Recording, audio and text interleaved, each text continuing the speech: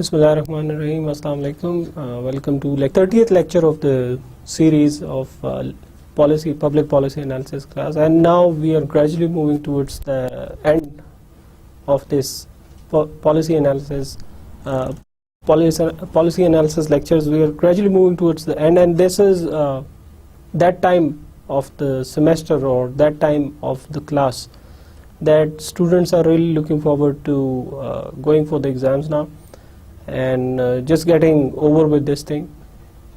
I recognize that at certain times it can get boring. By the end, students sometimes, in fact many a times, students they just get mentally lethargic and think that we should get over with this as soon as possible. So we are almost there.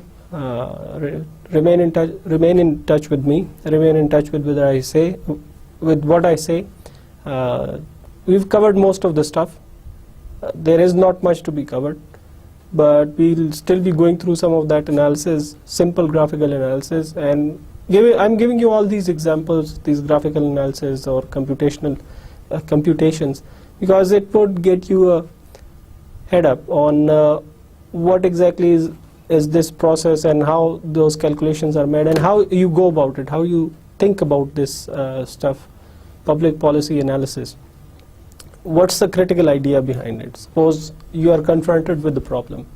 Suppose you are asked to study a particular problem. Let us say a transport system, and I'm sure we'll go through an example of it, perhaps in this lecture or in the coming lecture. So suppose you are asked to study a particular example, a particular public transport system, and to come up with suggestions.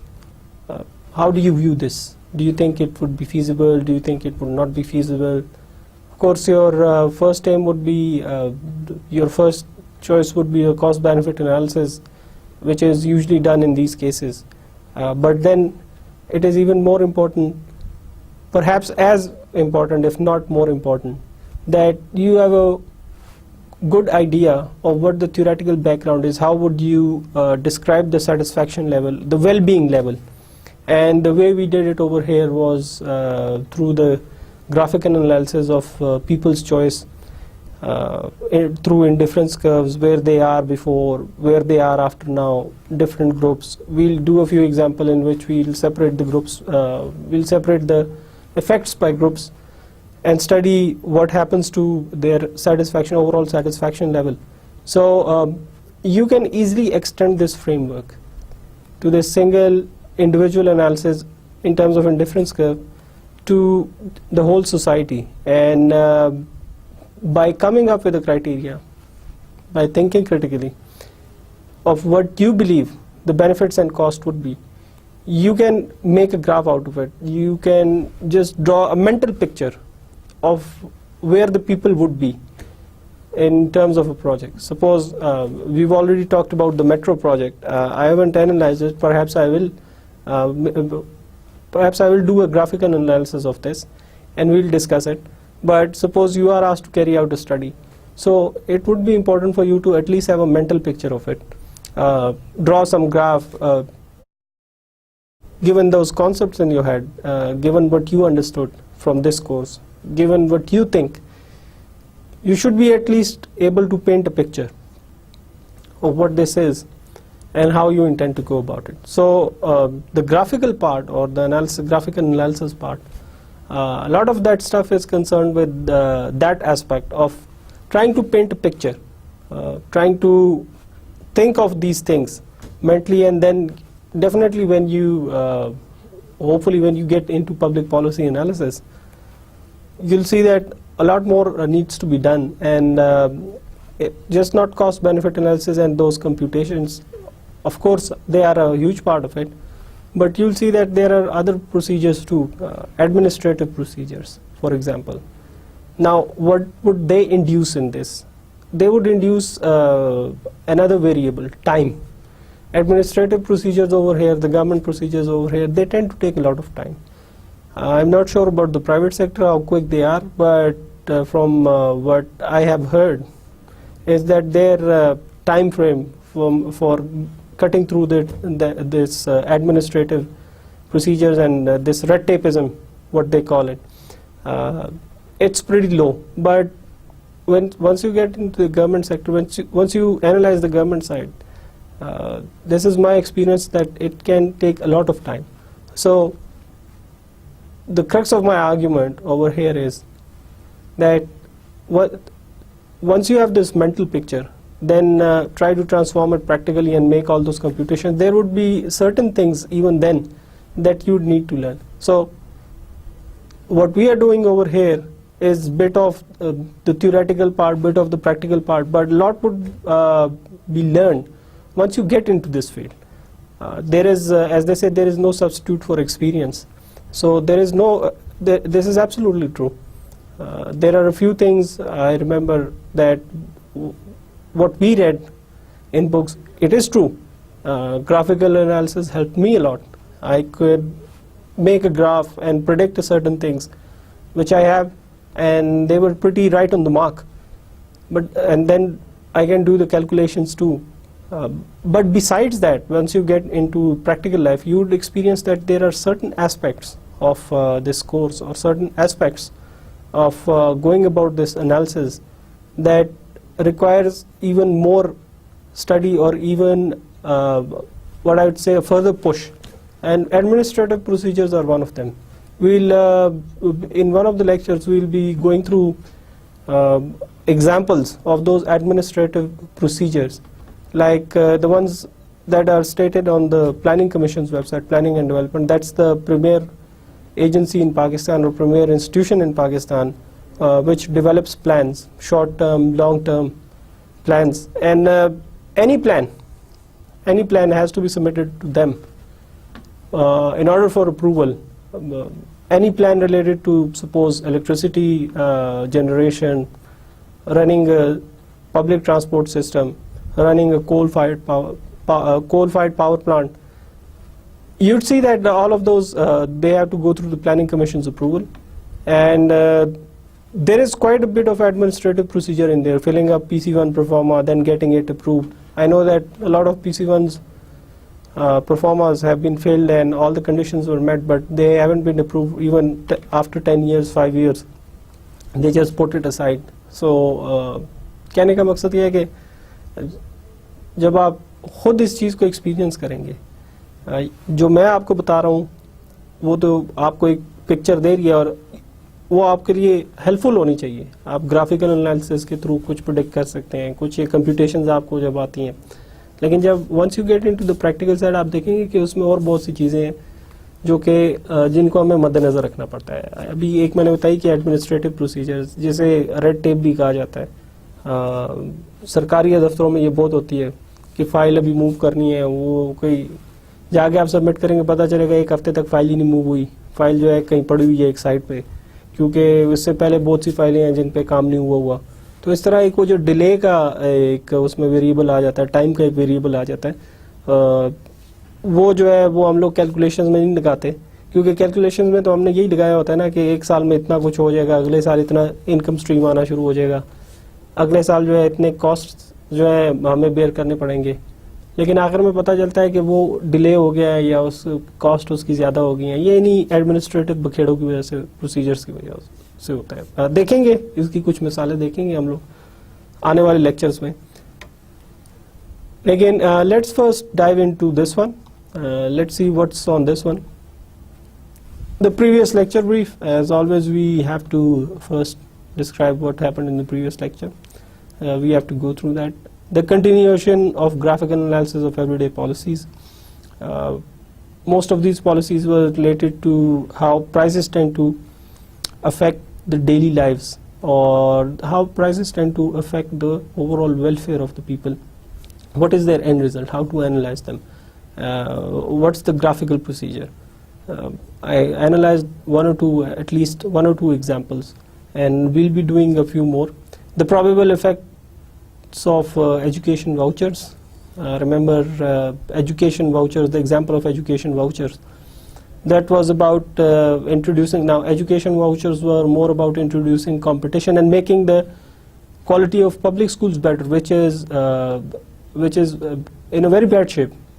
to say the least, as compared to the quality of education given in private schools. So this is the voucher system.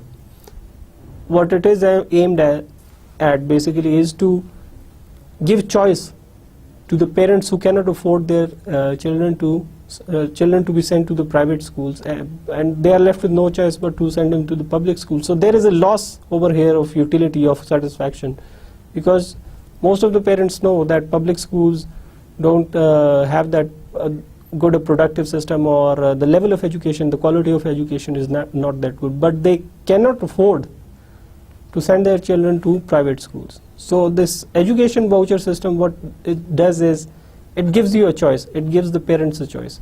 Now, once the parents have this choice, you can imagine that they definitely want to send their children over to private schools rather than public schools.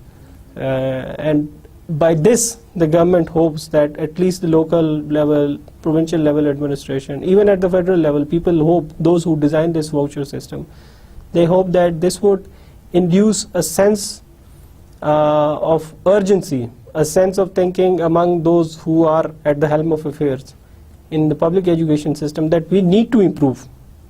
We need to improve in order to attract good students who are now, due to vouchers, now they are going to the private sector. So, and then we made the graph of how that would be depicted. I believe it was, if you remember, and it was the shift in the budget line, and the parents, they ended up on a higher indifference curve, meaning that their satisfaction level and their choice level, that had increased. So that was the education voucher analysis. The other ones were the price of the analysis of price floors and price ceilings and their negative effects.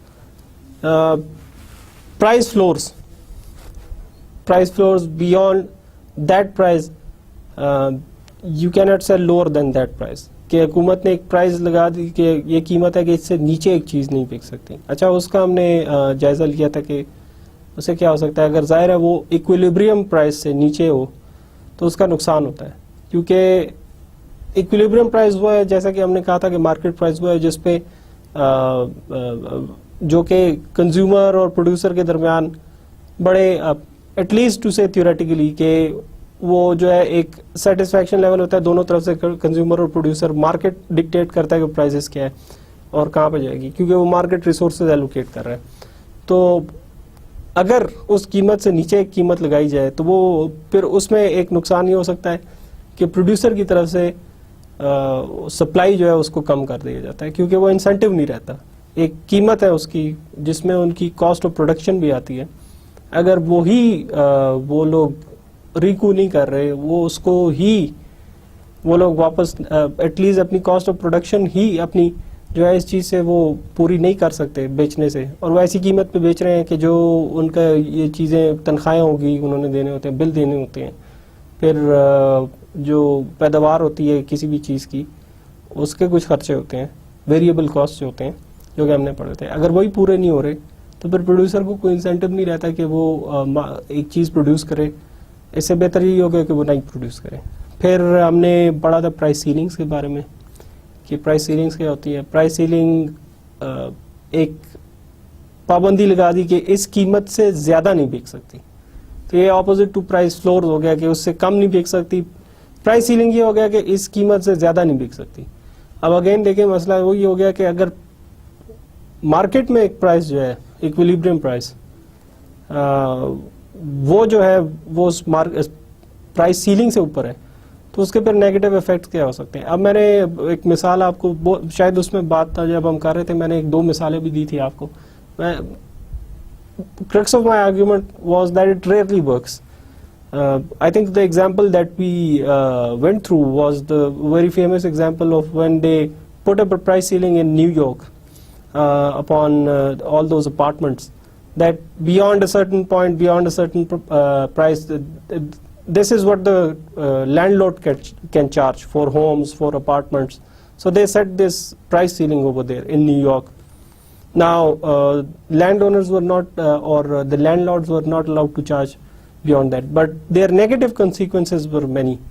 ایک consequence اس کا جو negative تھا جو ہم نے پڑھا تھا وہ تھا ڈسکریمنیشن، کیونکہ اب لوگ بہت ہیں اپارٹمنٹ مانگنا چاہتے ہیں، لینڈ لارڈ کو کھلی چھٹی ہے، اور اس پرائز سیلنگ کی جو ہے اس کا ایک نیگیٹو امپیکٹ یہ ہوا کہ بہت سے لوگ ڈیمانڈ کرنا جو چاہتے تھے، جو خریدنا بھی چاہتے تھے، جو خرید سکتے تھے، خریدنے کے استطاعت بھی رکھتے تھے، ان کے لیے بھی اپارٹمنٹ غائب ہو گئے، کیونکہ حکومت نے ایک پابندی لگائی ہوئی تھی کہ جی اس قیمت سے زیادہ اگر بیچا کسی نے تو اس لینڈ لارڈ کے خلاف کارروائی کی جائے گی. تو انہوں نے پھر وہ جو ان کے حربے ہوتے ہیں، طریقے ہوتے ہیں کہ صفائی نہیں کروائی، اپارٹمنٹ اسی طرح چھوڑ دیے، لوگ آئے انہوں نے کہا جی اپارٹمنٹ تو ہے ہی نہیں. گورنمنٹ کے پاس اتنا آپریٹرز کبھی بھی نہیں ہوتا، یہ کبھی ہوا نہیں ہے کہ جی وہ سب ہر ایک چیز کو جو ہے دیکھتی رہے اور ہر ایک چیز کے آگے شکایت جو ہے اس کا ازالہ کرے. نہیں، ایسا ہوتا نہیں ہے. بس آرڈر پاس کر دیا، پھر یہ نہیں دیکھا کہ اس کا افیکٹ کیا ہوتا ہے. اینی وے پھر اس کے بہت سے نیگیٹو افیکٹس ہوئے. اس میں ایک ڈسکریمنیشن تھا کہ جو مالک مکان جو ہوتے تھے ان کو اگر کوئی پسند تھا ٹھیک ہے اس کو دے دیا اپارٹمنٹ، لیکن ایک اور کوئی گروپ ہو گیا، ایک اور کوئی فیملی ہوگی کسی اور ایتھنک بیک گراؤنڈ سے ہوگی جو کہ ان کی ذاتی پسند پہ پورے نہیں اترتے تھے. اگر وہ پیسے دینے کو تیار بھی ہوتے تھے، جتنی اس کی منہ بولی قیمت ہے، منہ مانگی قیمت ہے جو لینڈ لارڈ ان سے مانگتا تھا، وہ اگر دینے کو تیار بھی ہوتے تھے نہیں دیتے تھے. وہ اس لیے کیونکہ وہ ان کی ذاتی پسند ناپسند پہ بات آ گئی. اس سے پہلے مارکیٹ فورسز والے میں اس میں یہ تھا کہ ڈسکریمنیشن کا پروسیجر بہت کم تھا. ایک انسینٹیو تھا پروڈیوسر کو مزید پروڈیوس کرنے کا، وہ انسینٹیو ختم ہو گیا. پھر ہم نے شاید ایک مثال لی تھی سستے بازار وغیرہ کی بھی، کہ ہم لوگ تو صرف سستا بازار کہتے ہیں، یہ بھی ایک پرائز کنٹرول کی طرف، یہ پرائز کنٹرول کی ایک بڑی فیسنیشن ہے کہ جی قیمتوں کو کنٹرول کیا جائے. لیکن قیمتیں کنٹرول کیسے ہوتی ہیں یہ آج تک مجھے نہیں سمجھ آئیں. آپ کس طرح کنٹرول کرنے کی کوشش کرتے ہیں؟ لوگوں کو طریقہ کار آتے ہیں. مختصر یہ لمبی ڈسکشن ہے، یہ بہت سالوں سے چلی آ رہی ہے.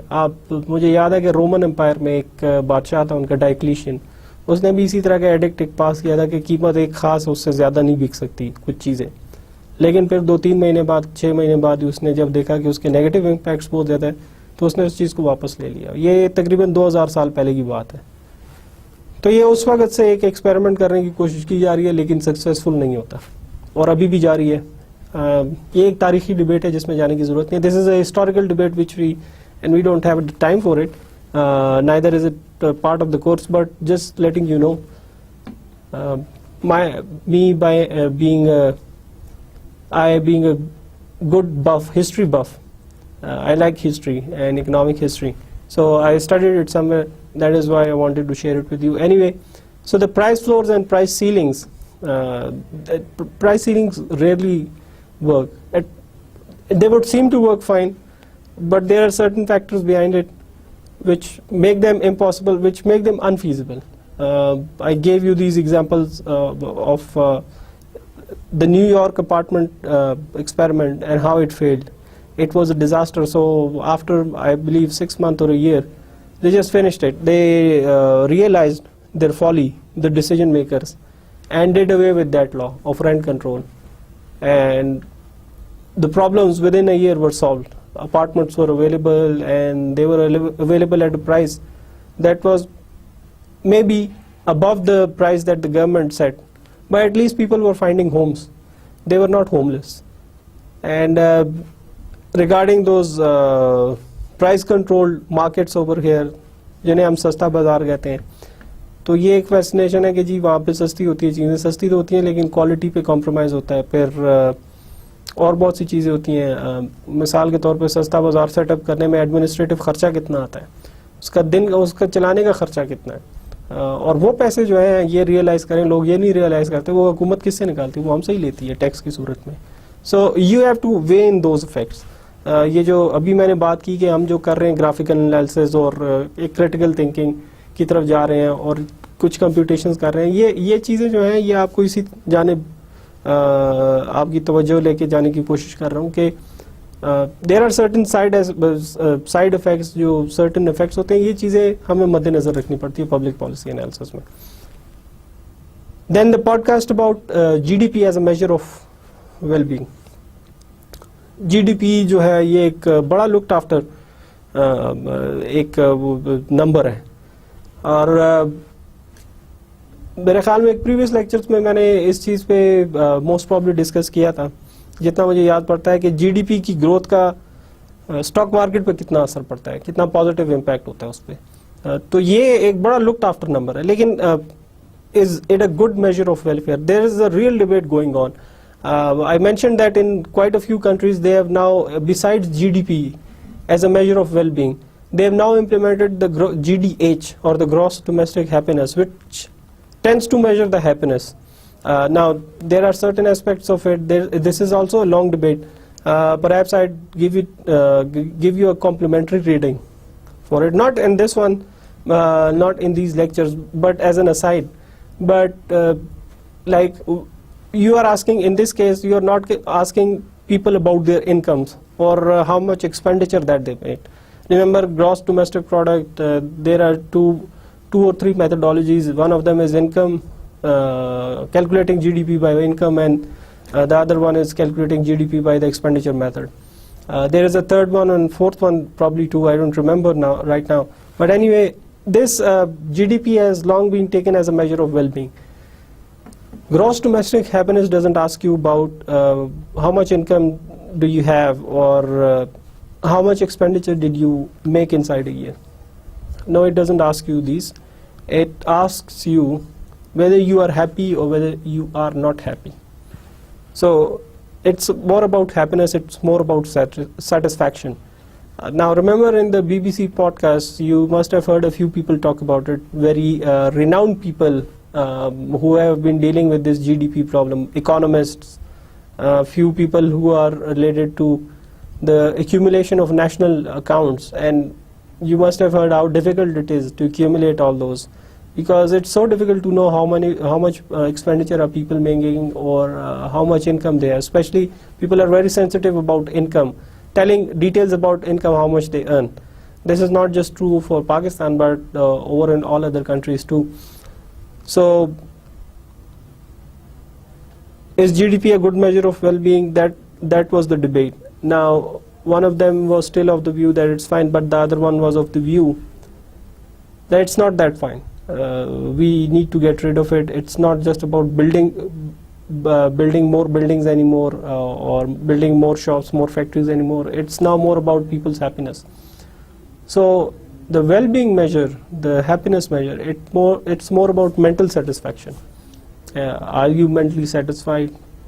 You're not suffering from any depression or anything like that. Basically, are you happy?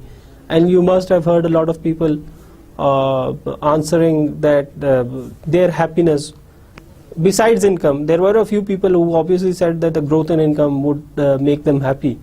But there are also quite a few who had other priorities. Somebody wanted a good relationship, somebody wanted a good family, somebody wanted to get a job. These kind of things, meaning that these are not material measures. They are non-material measures, and they tend to make people happy. So this was a side. This podcast was about GDP and an alternative, and should we go towards it, or should we not? Quite a few countries, including a few Scandinavian countries, have already implemented the gross domestic happiness measure. It is spreading gradually. Let us see if it comes over here or not. I doubt it, but anyway, क्या कहते हैं कि उम्मीद पे दुनिया कायम है. Let's see what happens. So let's go towards our lecture and let's see what's in it. Examples continued. We'll continue on with our examples. A brief on why it is important to be aware of the impact of price changes and a good analysis. अच्छा देखें, अभी थोड़ी बहुत मैंने बात की कि analysis क्यों इतना इम्पोर्टेंट है. अभी इसमें एक आपको मज़ीद एग्जांपल्स के थ्रू इस चीज़ को इलस्ट्रेट करने की कोशिश करता हूँ कि क्यों इस तरह की क्रिटिकल थिंकिंग जो है वो इम्पोर्टेंट है, क्यों इस चीज़ का अंदाज़ा लगाना इम्पोर्टेंट है कि एक गवर्नमेंट पॉलिसी पर्टिकुलर होती है तो उसका क्या इम्पैक्ट होता है. बहुत दफ़ा ऐसा भी होता है जो इंटेंशन होती है, अगर नीयत साफ भी हो, इंटेंशन साफ भी हो, प्रोजेक्ट अच्छी तरह इम्प्लीमेंट भी हो जाए, तो पता चलता है कि जिन लोगों के लिए इम्प्लीमेंट करने की कोशिश की थी उनको फ़ायदा नहीं हो रहा, किसी और तबके को पहुंच रहा है. अभी मिसालें देखते हैं हम लोग. Quite a lot of government policies are centered on helping out the society or giving people relief from inflation.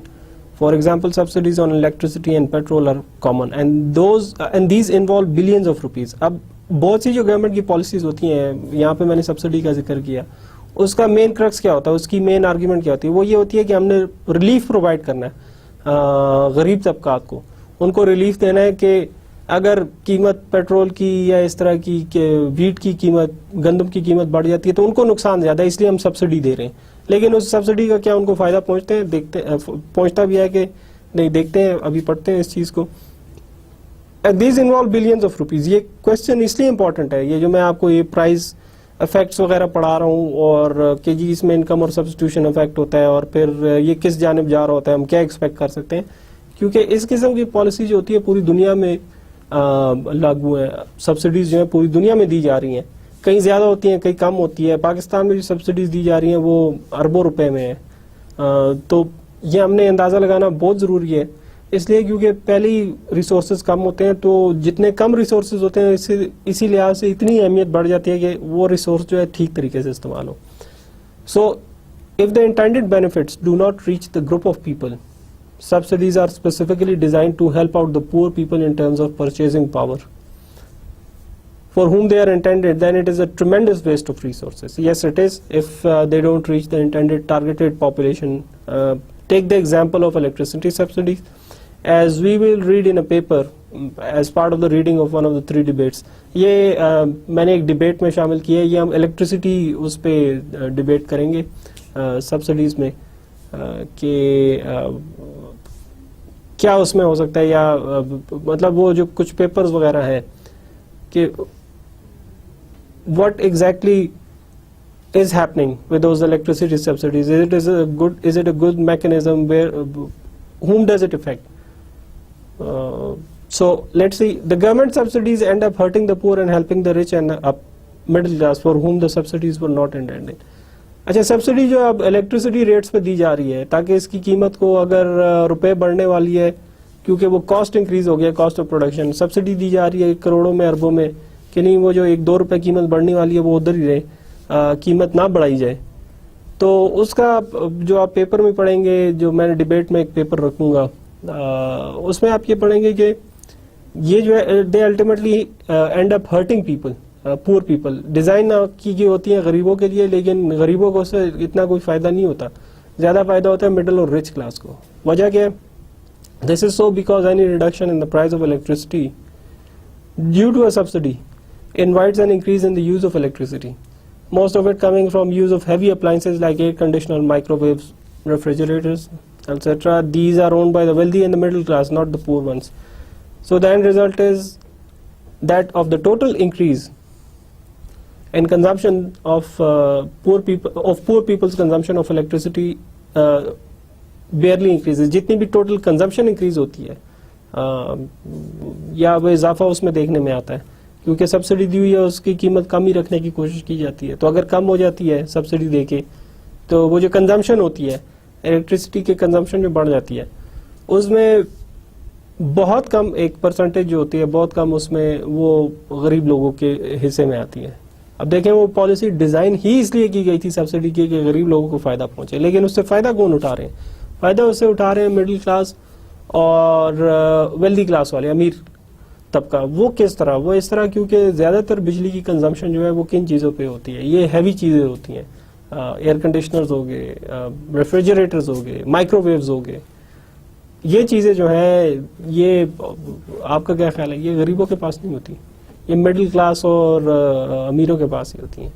تو جب قیمت کم ہوگی, کیونکہ electricity is a normal good, and remember for a normal good the increase in purchasing power always invites an increase in its consumption.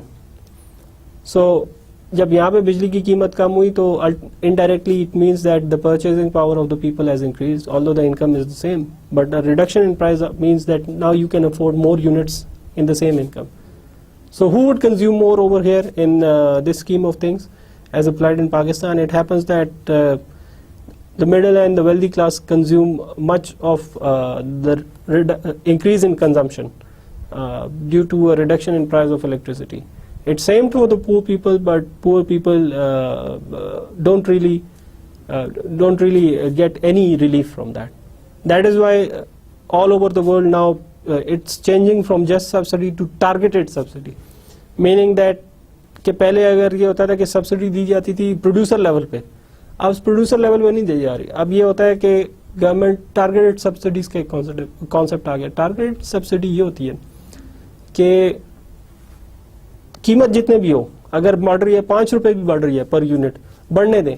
جب بل آ جائے گا پھر government کے پاس یہ ڈیٹا پڑا ہوگا کہ کون غریب ہے, کون مڈل کلاس میں ہے, کون ویلدی ہے, تو اسی لحاظ سے اس کو ری ایمبرس کر دیں گے. تو سپوز کہ ایک ایسا گھرانہ جس کو غریب تصور کیا جاتا ہے حکومت کے ڈیٹا بیس میں, وہ آئیڈینٹیفائی ہوا ہے ایز پور, تو اگر ان کا 5,000 بل ہے تو گورنمنٹ اس میں سبسڈی ان کو دے دیتی ہے 2,000 روپے کی, 1,500 روپے کی, اس طرح. تو یہ ٹارگیٹڈ سبسڈی ہے. اس طرح جو یہ سبسڈی دی جا رہی ہے ابھی جس طرح, یہ ایک جنرل سبسڈی ہے. جنرل سبسڈی اس کا فائدہ جو ہے غریب بندے کو نہیں پہنچ رہا, حالانکہ ایم اس کے لیے کی جاتی ہے, بنائی اس کے لیے جاتی ہے, لیکن اس کا اس کو کوئی فائدہ نہیں پہنچ رہا زیادہ. فائدہ اور لوگوں کو پہنچ رہا ہے جن کے لیے ایم نہیں کی جاتی. Thus the main beneficiary of the billion rupee government largesse turns out to be the wrong people. This is why it is so important to analyze what is happening as a result of the price change and who is affected to what extent. A wrong policy will result in the waste of billions of rupees. اب دیکھ لیں وہی جو ابھی ہم نے بات کی کہ آلریڈی کسی گورنمنٹ پاکستان کی جس طرح کے حالات ہیں جہاں پہ یہ ریسورس کرنچ ہے کہ اتنے زیادہ وسائل نہیں ہیں, اس میں بھی آپ اربوں روپے اگر ضائع ہو جاتے ہیں, کروڑوں اربوں روپے ضائع ہوتے ہیں, تو دس از ویری انفارچونیٹ, کیونکہ وہی اربوں کروڑوں روپے جو ہے ہمارے لیے, کروڑوں جو یہاں پہ ہیں ہمارے پاس, وہ اربوں کے برابر اس لیے کیونکہ ہمارے پاس وسائل زیادہ نہیں ہیں. تو اس کی قدر و قیمت کا اندازہ لگانا چاہیے, اور کوشش یہ ہونی چاہیے, میکسیمم ایفرٹ یہ ہونی چاہیے کہ وہ بالکل صحیح جگہ پہ لگے. تو لیکن اس کیس میں وہ ویسٹ ہو رہے ہیں اچھے خاصے پیسے. A similar picture will be revealed when we go through one of the studies that discusses the regulation of energy prices in Pakistan. یہ بھی most probably یہ debates کا ہی حصہ ہے. The end result, as the paper concludes, is that it excludes even those people who can afford energy at the market rates, something we saw in the price ceiling example in New York. Now on towards one of the articles. This would perhaps be the last one in all these all those articles that we went through during the course, during the proceedings of this course. This one would be the last one. You won't have to read any more articles. I'm sure you'd be pretty happy with that. But anyway, let's read the last one. Our minimum wage policy is practical. The following reading will shed some light on it. اس link کو follow کریں, اس article کو پڑھیں, take some time out. 5-7 منٹ کا article ہے, 10 minute کا, اس کو پڑھنے کی کوشش کریں. یہ ایک منیمم ویج کے بارے میں ہے. حکومت اسی طرح وہ جس طرح ایک پرائس سیلنگ لگا, پرائس فلور اس میں لگایا ہوا ہے. پرائس فلور اس میں یہ لگایا ہوا ہے کہ اس سے کم جو ہے منیمم ویج نہیں دی جا سکتی, جو دیہاڑی ہوتی ہے اس سے کم جو ہے تنخواہ نہیں دی جا سکتی. یہ بیسیکلی ایم کی جاتی ہے مزدوروں کے لیے, جو مینیل لیبر ہوتی ہے, جو عام مزدور ہوتے ہیں, ان کے لیے ایم کی جاتی ہے. لیکن کیا یہ سکسیسفل ہوگی, کیا یہ نہیں ہوگی, یہ آرٹیکل جو ہے ایک پرسپیکٹیو لیتا ہے, جس طرح ہم نے ابھی ڈسکشن کی, ایک انالیسس کر رہے ہیں ہم لوگ, یہ بھی اسی پہ ریلیٹڈ ہے. So go ahead, read the article, we'll come back and then have a brief discussion about it. Welcome back. Hopefully you've enjoyed another good read of the article. This was one of the articles printed in the newspapers, and yours truly wrote that article. Sometimes I write articles for newspapers too. Some of them get published, some of them not. This is one of them that got published. It was before the elections in 2013, and there was this argument among various parties. Everybody was coming up with a minimum wage that it should be 16,000, 14,000, 18,000. The article was about, it was an analysis about those, about the debate and about the futility of trying to set up an artificial price, and how it would end up hurting the people, how it would be a futile procedure, futile policy, and how it won't work.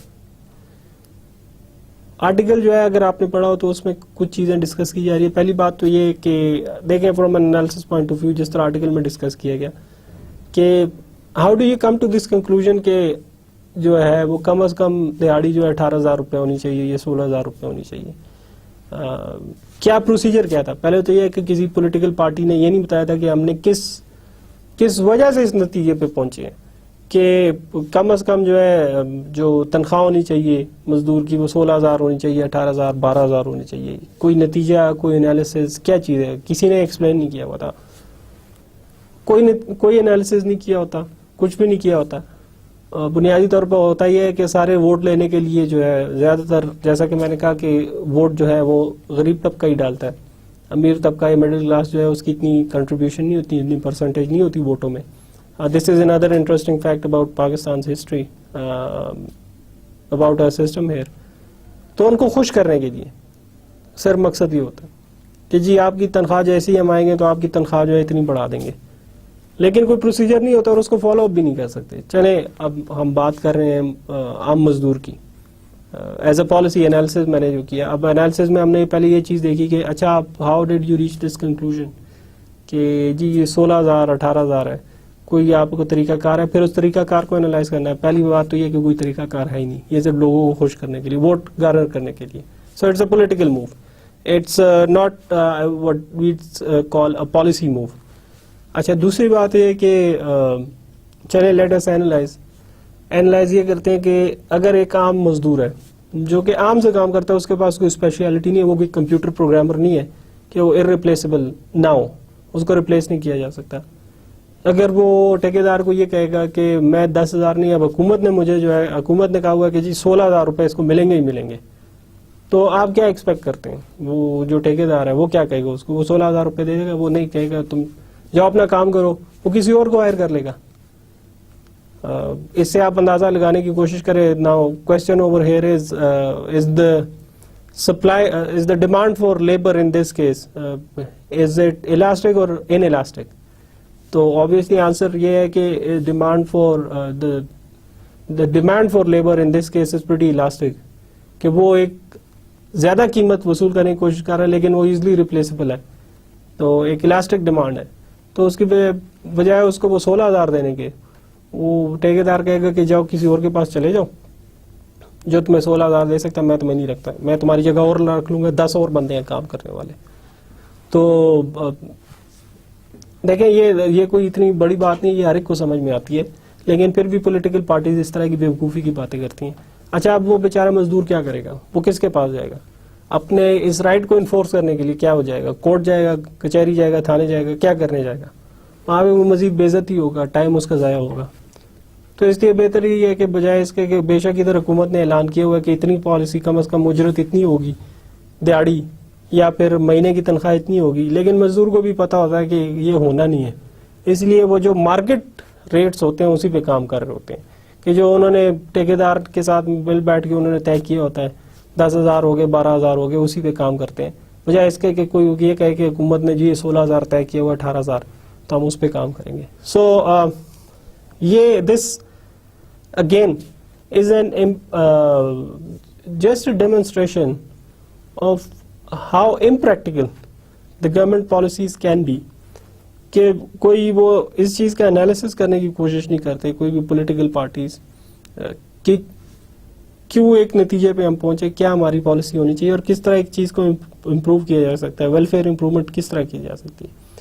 یہ جو کہتے ہیں نا سہانے خواب, تو یہ سہانے خواب دکھانے کی, سبز باغ دکھانے کی کوشش ہے کہ ہم اقتدار میں آئیں گے تو کم از کم تنخواہ جو ہے اتنی ہو جائے گی. اب now remember that I remember before the elections the PML and government, they came up with their manifesto, and I think it's written in their manifesto that the minimum wage of the menial labor or the ordinary labor that we talked about, it would be rupees 16,000. Yes, I think that was it. One party even tried to top that and said that no, it should be 18,000. This was just an effort to garner more votes, not a practical policy. So what happened since the PML and government has come into power? Has it approved any policy that makes the total wage equal to rupees 16,000, and up till now, no, it hasn't. It hasn't. So what's the conclusion that you can draw? What's the conclusion that we can draw? The conclusion that we can draw is that these were just sham announcements. This was not a policy. Now remember, in the very start of the course when we were discussing policies, public policies, one of the things that we discussed while defining public policies was that if those who are in power, if they don't want to do anything and just sit there, this is also a policy. अब इस मामले में भी जो है, they are just sitting there despite their announcement, और इस चीज़ की इम्प्रूव करने की, इस चीज़ को इम्प्रूव करने की कोई कोशिश नहीं कर रहे, या जो उन्होंने खुद कहा था उसको भी इम्प्लीमेंट करने की कोशिश नहीं कर रहे. तो what exactly is that? It is basically they are doing nothing, and they are now aware, and most probably they are aware that it was impractical to start with, to tell people that we will be fixing your incomes, because the best over here, the best mechanism in these cases, as you would have studied in the article, is the price mechanism and the market mechanism, which determines what the pay of the laborer would be. Now remember, in the article we also read about the United States President announcing something, and it was being followed over here, that since the US has had a policy like that, we will also have a policy like that. Again, remember, we read in the article that this is tomfoolery of the highest kind, because the article about comparisons, because situation in America is completely different. American president, he has a whole team of advisors, top of the line economists, top notch economists, who advise him on these matters related to wages, related to economy, economic growth and everything. And then he has other teams of advisors who are experts in their fields, who advise them on what to do about a certain policy. So if the American president or the American government, they came up with this policy of fixing a minimum wage or raising the minimum wage of the labor, then they must have thought out a plan. They must have thoroughly analyzed this and its effects. In fact, if you ever get to read the economic report to the president, that's available on their website and on their government website. That's usually available. You can also Google it, economic report to the US president. So if you go through that document, it's an amazing document where they explain everything. They explain in detail how a decision came about and what's behind that decision. अगर उन्होंने कोई एक decision लिया है, तो उसके पीछे कोई ना कोई रीज़न होती है, क्या उसके पीछे कोई ना कोई वजह होती है, उस वजह को वो पूरी एक्सप्लेन करने की कोशिश करते हैं. ये नहीं कि सिर्फ पहले उसने प्रेसिडेंशियल इलेक्शन हो रहा था तो उसमें उसने बस कह दिया कि मैं जी इतनी मिनिमम वेज फिक्स करूंगा और बस हो गई फिक्स, और फिर बाद में जब इलेक्शन हो गया तो फिर कोई पता नहीं कि मैंने जो कहा था अब इसका मैंने करना क्या, जैसे कि यहाँ पे होता है. नहीं, ऐसा नहीं हुआ. वो लोग इस तरह की कम ही बातें करते हैं. अगर बात करते भी हैं तो उनको कोई एडवाइस कर रहा होता है जो कि अपनी एक्सपर्ट फील्ड में माहिर होता है. तो यहाँ पे जो कि मैंने एक कॉन्ट्रास्ट लिया था जो कि आर्टिकल में भी है कि यहाँ पे कौन एडवाइस कर रहा होता है यहाँ पे उनको. Is there anybody expert in the field? कोई एक्सपर्टीज कोई वो नहीं होती यहाँ पे. यहाँ पे एक फौज जफर मौज बैठी होती है, एडवाइजर लगाए होते हैं और जिनको उस चीज़ के बारे में कोई पता भी नहीं होगा कि ये होती क्या और किस तरह, क्या वजह क्या है, उसको एनालाइज किस तरह करना है और किस वजह से अगर एक पॉलिसी होनी चाहिए तो क्यों होनी चाहिए. ये हम हर रोज़ देखते हैं. ये एक पुरानी कहानी है, पाकिस्तान में हर रोज़ रिपीट हो रही होती है, ख़त्म होने को नहीं आती. वही तरीक़ाकार है, वही methodology of going about things. अल्लाह जानता है कब बदलेगी ये सोच, and when will the things change. But again कहते हैं उम्मीद पे दुनिया कायम है. So let us hope for the best and that these kind of policies changes. So this was the article that we went through, and this was about again another practical side of things. That all right, it's fine that you try to announce a policy, but what's on the practical side? Is it even practical? Is it even feasible? And in this case, the answer was that no, it's not feasible and it's not practical. It won't happen. So this was pretty much it for this article. Let's see what's next. Yes, the wheat price support examples continued. अब इसमें ये गंदम पे जो subsidy दी जाती है, गंदम के लिए सब्सिडी नहीं बल्कि गंदम के लिए एक सपोर्ट प्राइस रखी जाती है। ये हुकूमत की एक पॉलिसीज है, बहुत सी हुकूमतों की पॉलिसीज होती है, ख़ास तौर पे उन हुकूमतों की जिनमें जो ये जागीरदार तबका है, बड़े बड़े लैंड ओनर्स हैं, वो उसमें एसोसिएट हो जाते हैं या उसमें इन्फ्लुएंशियल होते हैं। तो ये उनकी ख़ास बड़ी ज़बरदस्त पॉलिसी, ज़बरदस्त मतलब मैं अपने उस पर या आवाम के उससे नहीं कह रहा, ज़बरदस्त उनके लिए होती है कि उन्होंने एक सोच रखी होती है बड़े होशियारी से कि हम जी वीट प्राइस सपोर्ट प्राइस जो है वो बढ़ा रहे हैं। Now on the face of it, the main reason behind implementing this wheat price support is to increase the supply of or to increase the production of wheat, but it ends up hurting all the people. Now the main thing or the main process at least that we are told is that once you increase the support price of wheat, the supply will increase, and as the supply increases, remember the price comes down too. Let's do again recall what we did previously in simple demand and supply analysis. So what's the basics, what is the basis behind, at least that we are told? The basis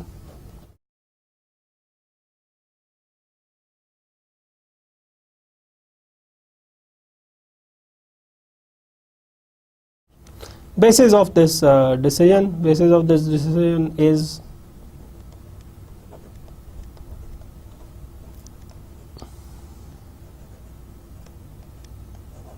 increase the production of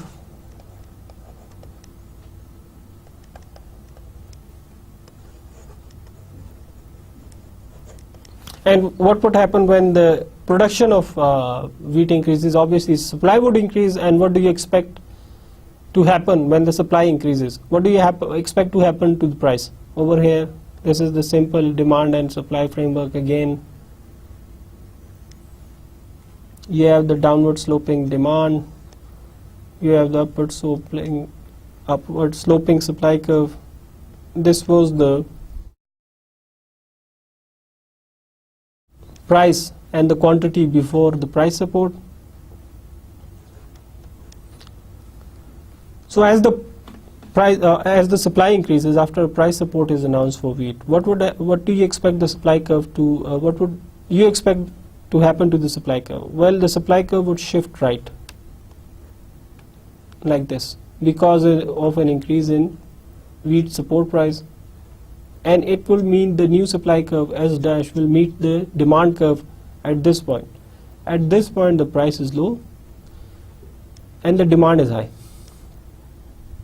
Price comes down to P1 and the demand increases from Q1 to Q1, which tells us what? Which also tells us that wheat, in case if it happens that its price comes down and its quantity and consumption increases, which is the case, yes, pretty much true, that it is a normal good.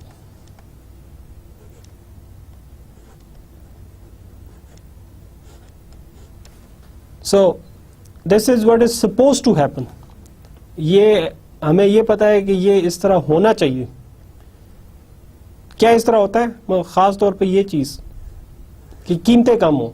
देखें, जब basis अगर ये है कि increase the production of wheat, हमें यही बताया जाता है कि जी जब कीमत इसकी बढ़ाई जाएगी थोड़ी सी, मार्केट प्राइस से अगर अभी 750 रुपये फॉर एग्जांपल 750 रुपये 850 रुपये मन बिक रही है, इसकी हम कीमत मुकर्रर कर दें, हुकूमत कहती है कि नहीं 900 रुपये मन पे बिकेगा, तो इससे 900 रुपये मन पे होने से यह है कि एक इंसेंटिव होगा काश्तकारों के पास कि उस चीज़ को ज़्यादा, उसकी गंदम की पैदावार ज़्यादा होगी, और जब पैदावार ज़्यादा होगी तो वो खुद बखुद सप्लाई जब ज़्यादा होगी उसका ऑटोमेटिकली ये रिजल्ट होगा कि सप्लाई जब बढ़ जाएगी तो कीमत खुद ब खुद कम हो जाएगी।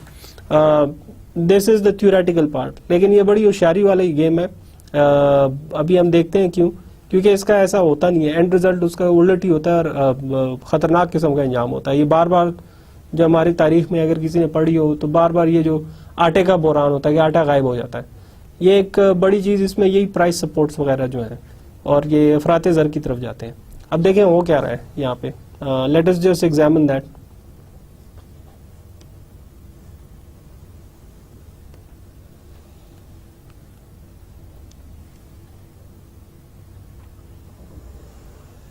this is the demand,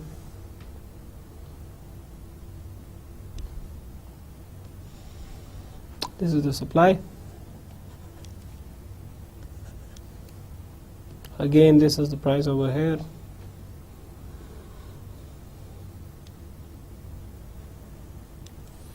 This is the consumer surplus area, consumer surplus, this is the producer surplus, this is the price, this is the quantity.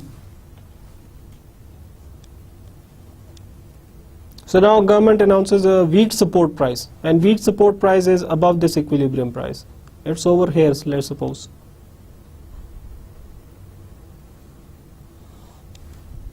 Now, where does this line meet? This new demand curve, this old demand curve, this new price line. Where does this meet the demand curve, or where does this meet the supply curve? Over here, and you take the line down here, we take the line down here. It tells you that as you increase the price of wheat, or the support price of wheat, with that you can expect a total increase in the price of wheat too. जब 750 रुपये पे 900 रुपये मन पे लेके जा रहे हैं, तो एक्सपेक्ट क्या करते हैं आप? एक्सपेक्ट यही करते हैं कि फिर ओवरऑल जो गंदम की कीमत है पर केजी वो भी बढ़ेगी. This is, we can just tell this by simple demand and supply analysis. अब देखें यहाँ पे जब कीमत बढ़ जाती है तो वो उसको डिमांड कर्व को यहाँ पे इंटरसेक्ट कर रही है. We expect quantity to fall over here, यहाँ से यहाँ तक, और सप्लाई जो है वो हम कहते हैं कि बढ़ जाएगी. सप्लाई जो है यहाँ पे आ जाएगी, QS जो है नई सप्लाई. पहले यहाँ पे थी सप्लाई, इतनी पैदावार हो रही थी, अब इतनी हो जाएगी. अच्छा, अब एक और बात याद रखिए जो हमने कही थी कि इसमें ये चीज़ जो डिटरमिन करती है कि डिमांड कितनी बढ़ेगी या कितनी कम होगी, ये जो गैप होता है उसको क्या, वो किस चीज़ से डिटरमिन होता है? डिटरमिन होता है वो इलास्टिसिटी ऑफ डिमांड और इलास्टिसिटी ऑफ सप्लाई से. यहाँ पे इस केस में कि कितनी कम हो रही है, इलास्टिसिटी ऑफ डिमांड की बात है. सो सपोज कि हम गंदम की बात कर रहे हैं. अब गंदम का पाकिस्तान में कोई एटलीस्ट लोग इतने आदी हो चुके हैं कि इसका कोई अच्छा मुतबादिल नहीं है, आम नान रोटी वगैरह का वो जो है उसका कोई बड़ा अच्छा मुतबादिल नहीं है. तो what this implies is that it's demand of wheat is relatively inelastic. This is an inelastic curve. तो अगर कीमत चले पहले यहाँ पे है और फिर बढ़ भी जाती है, बहुत ज़्यादा हो जाती है, तो आप देखेंगे कि कीमत जितनी बढ़ रही है उतना कोई डिमांड में फ़र्क नहीं आ रहा. तो ये जो है ज़रूरी नहीं है कि इतनी ज़्यादा कीमत बढ़ गई तो डिमांड भी बहुत ज़्यादा कम होगी. डिमांड इतनी ज़्यादा कम नहीं होगी, डिपेंड करता है कि उस गुड की डिमांड और प्राइस इलास्टिसिटी क्या है. यहाँ पे डिमांड इलास्टिसिटी जो है गंदम की वो काफ़ी इनइलास्टिक है, तो बहुत ज़्यादा कोई फ़र्क नहीं आएगा. इन रियलिटी अगर कंजम्पशन में फ़र्क आता भी है तो थोड़ा सा आ जाएगा, यहाँ तक आ जाएगा. लेकिन we are doing this graphical analysis. ये बार बार मैं बात कर चुका हूँ कि इलास्टिसिटी पे बड़ा डिपेंड करता है, ये याद रखने वाली बात है. Anyway, this is what would happen, what we expect would happen to be happening. Now this policy of the government that, look, since the supply has increased over here, so ultimately things would be, we would expect the supply to increase and price to come down. ये हुकूमत की एक खुशफहमी है कि जी supply जब यहाँ पे आ जाएगी तो कीमत जो है वो पहले से भी ज़्यादा कम हो जाएगी और यहाँ पे आ जाएगी, इक्विलिब्रियम से भी कम आ जाएगी. ये एक खुशफहमी साबित होती है. इन प्रैक्टिकल ऐसा होता नहीं, थियोरेटिकली में भी हो जाए, लेकिन इन प्रैक्टिकली ऐसा होता नहीं है. वजह उसकी क्या है? वजह ये होती है कि जो एक्सेस सप्लाई होती है, एक्सेस प्रोडक्शन होती है, वो जो है हुकूमत उस गंदम को ख़रीद लेती है और स्टोर कर देती है. अब बहुत दफ़ा ऐसा होता है, remember I told you about administrative procedure, के बजाय इसके कि वो खुराक जो है, वो गंदम जो है वो मार्केट में डंप हो, बहुत से दफ़ा ऐसा होता है कि वो हुकूमत के गोदामों में पड़ी रहती है या फिर ज़ख़ीरा अंदोज़ उसको ज़ख़ीरा कर लेते हैं. तो बजाय ये कि ये रियलाइज़ करने के कि जी यहाँ पे सप्लाई इंक्रीज़ होगी, पता चलता है कि सप्लाई जो है या यहीं पे रहती है या इससे भी कम चली जाती है. ये जो फिर बोरान पैदा होता है वो इसलिए पैदा होता है, इस वजह से ही पैदा होता है कि जो पैदावार बहुत ज़्यादा बढ़ती है, अब एक्सेस सप्लाई आ गई تو بجائے اس کے کہ اب اگر وہ مارکیٹ میں اوپن مارکیٹ میں آ جاتی ہے, ظاہر ہے سپلائی بڑھنے سے قیمت کم ہو سکتی ہے, لیکن ایسا ہوتا نہیں ہے. ایڈمنسٹریٹو پروسیجر ایسا ہے کہ جو زیادہ سپلائی ہوتی ہے وہ حکومت خود خرید لیتی ہے اور گوداموں میں رکھے ہوتے ہیں. اب اگر کسی نے بھی تھر میں, اگر یاد ہے آپ کو سال کے شروع میں قحط سالی کا ایک بڑا مسئلہ آیا تھا, وہ پتا چلا کہ حکومت کے گوداموں میں گندم پڑی ہوئی ہے, سڑ رہی ہے, اسے چوہے کھا گئے ہیں لیکن اس کو ریلیز نہیں کر رہے کیونکہ وہی ایڈمنسٹریٹو پروسیجر والی بات, یا تو ادھر سے بوریاں غائب ہو گئی ہیں, چوری ہو گئی ہیں, یا ذخیرہ ہو رہی ہیں. یہ اس طرح کے پروسیجر ہیں. اب دیکھیں اس میں اینڈ ریزلٹ کیا ہوتا ہے. اینڈ ریزلٹ یہ ہوتا ہے کہ اگر آپ نے گندم کی پیداوار کو انکریز بھی کرنا ہے تو پھر let it be in the open market, کہ وہ وافر مقدار میں اویلیبل ہو, کہ ہم یہ لوگ یہ ریئلائز کر سکیں کہ واقعی اس کی سپلائی جب بڑھ جاتی ہے تو قیمت کم ہو جائے گی. لیکن الٹیمیٹلی کیا ہوتا ہے کہ قیمت جو ہے مزید بڑھ جاتی ہے.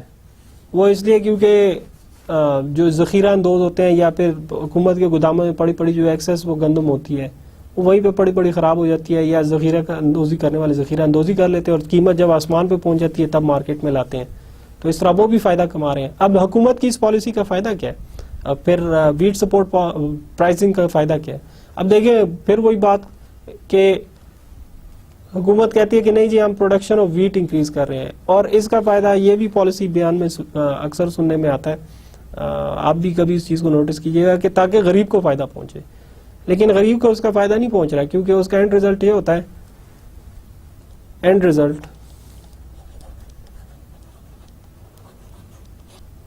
نارملی جو پاکستان میں پروسیجر ہے, اینڈ ریزلٹ اس کا یہ ہوتا ہے کہ قیمت پرائسز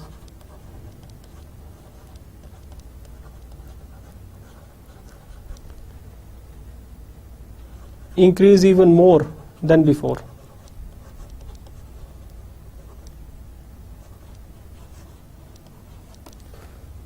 یہ تو غریب کو زیادہ نقصان پہنچ رہا ہے, اور مڈل کلاس والوں کو. غریب کو اس لیے زیادہ نقصان پہنچ رہا ہے کہ گندم اس کی جو میگر انکم ہوتی ہے, تھوڑی سی انکم ہوتی ہے, اس کا ایک بہت بڑا پارٹ ہے. اب now remember in one of the previous lectures when we were discussing all these things, I gave you a rule of thumb. Rule of thumb to remember is that look at which good is how much of a portion of the total income. اب یہ جو چیزیں ہوتی ہیں, گندم ہوگی, اس کی consumption وغیرہ ہوگی, یہ جو غریب طبقہ ہوتا ہے اس کی انکم کا ایک بہت بڑا حصہ ہوتا ہے. تو جب قیمت بڑھے گی اس نتیجے یہ ویٹ سپورٹ پرائز کے اس سے اس پالیسی کے نتیجے میں, تو آپ کا کیا خیال ہے, اس سے غریب کا فائدہ ہوتا ہے یا نقصان ہوتا ہے؟ نقصان ہوتا ہے, کیونکہ الٹیمیٹلی اس کا ریزلٹ یہ ہوتا ہے کہ پہلے بھی جتنی قیمت تھی اس سے زیادہ ہی بڑھ جاتی ہے, وہ گندم ہی مارکیٹ سے غائب ہو جاتی ہے, اس کا یہ نقصان ہوتا ہے. ایک اور چیز اس میں یاد رکھیے گا, there is one another thing that people stock these all these things, all this production of wheat, keep it in stocks in order to export it to earn foreign exchange rather than send it to the market over here and meet the demand of the people. یہاں پہ بہت دفعہ ایسا بھی ہوتا ہے کہ وہ جو ساری وہ گندم ذخیرہ کر کے رکھی ہوتی ہے وہ اس لیے ذخیرہ کر کے رکھی ہوتی ہے کہ وہ کسی ہمسایہ ملک کو بیچ دیں, کیونکہ اسے فارن ایکسچینج کی ارننگ بڑی ہوتی ہے, وہاں پہ مہنگی ہوتی ہے. افغانستان میں پاکستان سے افغانستان آٹے کی اسمگلنگ یہ ایک بہت پرانا مسئلہ ہے, لیکن یہ ختم ہونے کو نہیں آتا. وہ ختم ہونے کو اس لیے نہیں آتا کہ دیکھیں اگر یہاں پہ 750 روپے من بک رہی ہے, افغانستان میں وہ 1100 روپے من بک رہی ہے. وہاں پہ پیداوار ہی نہیں ہے گندم کی, اس لیے قحط وہاں پہ ہے ہی نہیں, اس لیے اتنی مہنگی ہے وہ چیز. تو یہاں سے پاکستان جب وہ ایک بوری جاتی ہے تو اس میں ایک بوری میں اچھا خاصا منافع ہے. اب اس میں سب انوالو ہے, اس میں گورنمنٹ کے آفیشیل سے لے کے جو تاجر وغیرہ ہیں وہ سارے انوالو ہے, یہ نہیں کہ کوئی ایک بندہ انوالو ہے. تو دیکھیں ویٹ سپورٹ پرائسز, آپ گندم کی پالیسی, گندم کی پیداوار بڑھانے کی پالیسی تو اچھی ہے, ٹھیک ہے, لیکن اس کا پھر یہ بھی تو انشور کرے کہ یہاں پہ لوگوں کو اس کا کوئی فائدہ پہنچے, اس کی جب سپلائی بڑھے تو اس کی قیمت بھی کم ہو, لیکن ہوتا نہیں ہے اس طرح. اچھا اب remember one of another side effect. Why do they do that? I talked about parties and having a landlord presence in there. Landlords, they own substantial tracts of lands, big chunks of lands. So what would happen to their income when they produce more wheat due to this wheat support, wheat price support? جب قیمت بڑھ جائے گی گندم کی تو کس کاشتکار کو سب سے زیادہ فائدہ پہنچے گا؟ وہ جس کا پاس ایک چھوٹا سا حصہ ہے زمین کا, یا اس کے پاس جس کے پاس بہت بڑا حصہ ہے زمین کا؟ ظاہر ہے جس کے پاس بہت بڑا حصہ ہے زمین کا, جو لارج لینڈ لارڈ ہے, جو کہ پولیٹیکل پارٹیز میں ہماری اچھے خاصے ہیں. تو جب اس کے بڑے حصے پہ زمین کے بڑے حصے پہ پیداوار وہ زیادہ پیداوار دے گی, جب وہ پیداوار بہت زیادہ دے گی اور سپورٹ پرائز جو ہے وہ اچھی خاصی ہے, تو ان کو سب سے زیادہ منافع ہوگا, غریب بندے کو نہیں ہو رہا. تو this is one policy again a futile policy کہ بار بار اس کو ریپیٹ کیا جاتا ہے اور بار بار فیلئرز کے باوجود اس چیز کو کنٹینیو آن رکھا جاتا ہے کہ جی ویٹ سپورٹ پرائز ہم نے گورنمنٹ نے اناؤنس کرنی ہے کہ ایک پرائس سیلنگ لگا دی کہ اس سے نیچے نہیں بیچ سکتے, بس یہ اتنی ہوگی پر منتھ. دیکھیں تو صحیح, اینالائز تو کریں کہ اس کا فائدہ ہو رہا ہے نقصان ہو رہا ہے. اس کیس میں تو ہمیں نقصان ہی ہو رہا ہے اور لوگوں کو الٹا لالے پڑ جاتے ہیں, گندم غائب ہو جاتی ہے مارکیٹ سے. So again this is a demonstration of a policy that is well intentioned. The basis is that we want to help poor people by increasing the supply of wheat, but ultimately it ends up hurting poor people the most because the wheat somehow vanishes from the market at certain points of time. This has been happening again and again, but nobody seems to learn a lesson. So this is the end result. Prices increase even more than before. It's clear from the graphical analysis that price support for wheat is the same as the price ceiling, and the benefits tend to accrue to the producer in this case because wheat's demand is highly inelastic. جیسا کہ میں نے ابھی graphical analysis میں بھی I showed it to you. Even if there is a reduction in consumption, it will be very little. Notice another thing here. There is a transfer of wealth. یہ بھی چیز نوٹس کریں, یہ اور examples میں بھی ابھی ہم نوٹس کریں گے. There is a transfer of wealth taking place too from consumers to the producers in the form of increased prices that the consumers have to pay for consumption of wheat. ہم غریب طبقے کی middle class کی بات کرتے ہیں کہ ان پہ سب سے زیادہ بوجھ پڑتا ہے. وہ جب زیادہ قیمت دیتے ہیں گندم کی پہلے سے, تو وہ کس کے پاس جا رہی ہے؟ وہ جا رہی ہے اسی کاشتکار کے پاس, وہ بڑے بگ لینڈ لاٹ کے پاس, یا پھر وہ سیلر کے پاس جو جس نے ذخیرہ کی ہوتی ہے اور پھر اونچے ریٹس پہ بیچ رہا ہوتا ہے. So this is a bad transfer of wealth, negative transfer of wealth. This is the side effect of the government price support system, اور transfer of wealth from one group to the other.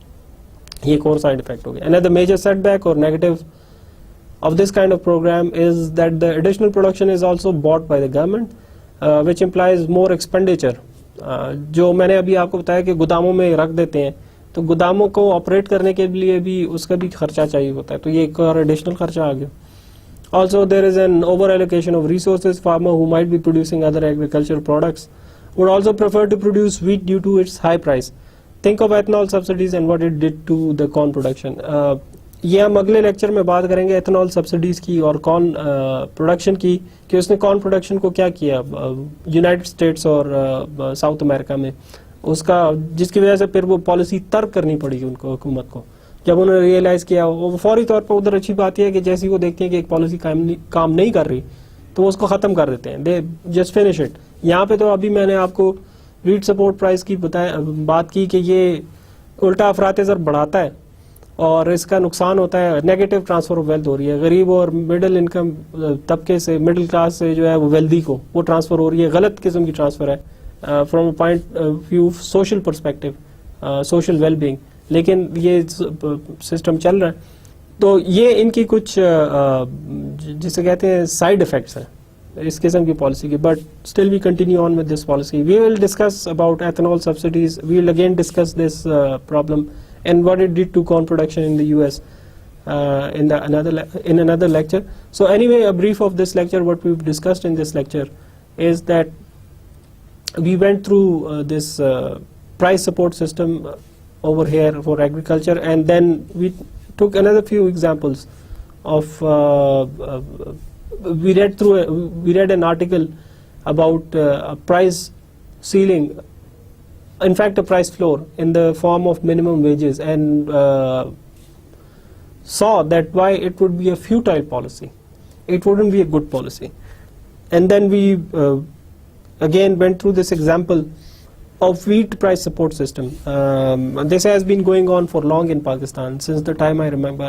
I think it's been going on since the very time of our independence, and most of the times the results are negative, but we still tend to continue our governments.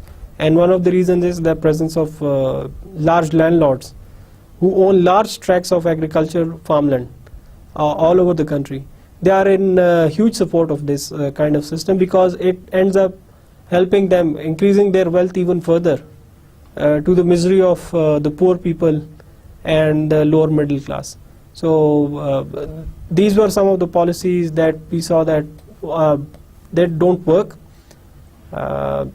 We analyzed what the problem is and why this problem keeps continuing on, and how there might be any corrective measures in this case.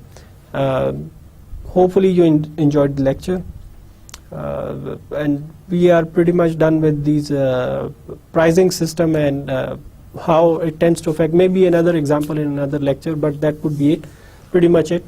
But hopefully by this time now you've understood how prices work, how the price mechanism work, and how interference with that might, in some cases might be helpful, in some cases might not be helpful in terms of resource allocation.